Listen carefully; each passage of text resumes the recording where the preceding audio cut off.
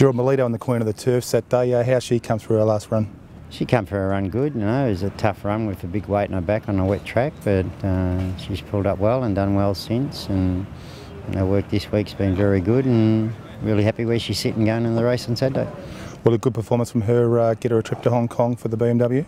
Yeah, she performs well, and shows us she's strong at the end of 1,500 metres. Well, she'll jump on the plane middle of the month and go and run in the Champions Mile on the 25th. Yeah. Now, looking to the slipper, you've got the two runners, Hot Schnitzel and Saramina. How are they progressing? They've done well, you know. Perhaps they're a little bit below this class, but in saying that, the plan has always been, especially Saramina, to go into the race second up. She had good spring form. She was disappointing first up at Warwick Farm. Whacked a pair of blinkers on her. Trial good last Friday, worked exceptionally well Tuesday. Then you go and get the barrier draw, and she's drawn 15, so that's going to make it hard for her. But in saying that, she's fitting well and going into the race. If she can have all the luck in the world, well, she can run well. The other horse, Hot Schnitzel, he got beat sort of cigarette paper at Warwick Farm first up and has improved heaps since.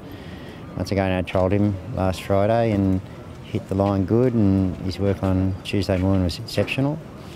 And if you're going in an ordinary TR race on a Saturday in Sydney, you'd be declaring him, but you know, this is a golden slipper. But I'm really happy where the horse is sitting and where he's going, and you know, they go fast enough up front, he'll hit the line really strong.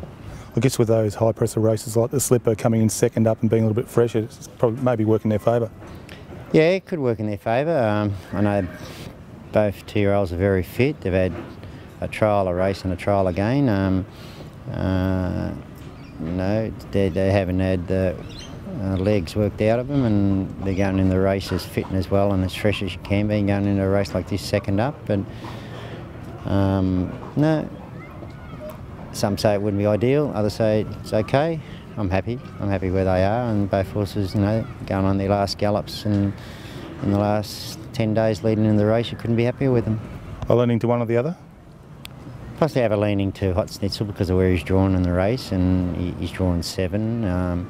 Front-running horses, or forward-going horses are drawn around him, and I picture him to get a nice, cosy run in the race, probably midfield, a tad worse, and all the way along, whenever he works, whenever he gallops, whenever he races, his last 200 metres is always his best, and if he can have the brakes go his way, they go hard and up in front, he'll hit the line really hard. Who have you got the greatest respect for in the opposition? Probably Smart Missile. I really think, you know, there's 5 chances in it, and I think they look the A graders, the 5 chances. Sea Poise, Smart Missile, Fox Wedge, and the 2 fillies, John O'Shea's filly and Clary Collins' filly. You know, they look the A graders. I think there's a break then to the next ones, but I just think, you know, Smart Missile first up, ran good, hit the line good, was strong, and you would imagine on law of averages he'd have more improvement in him than any other horses going into the race.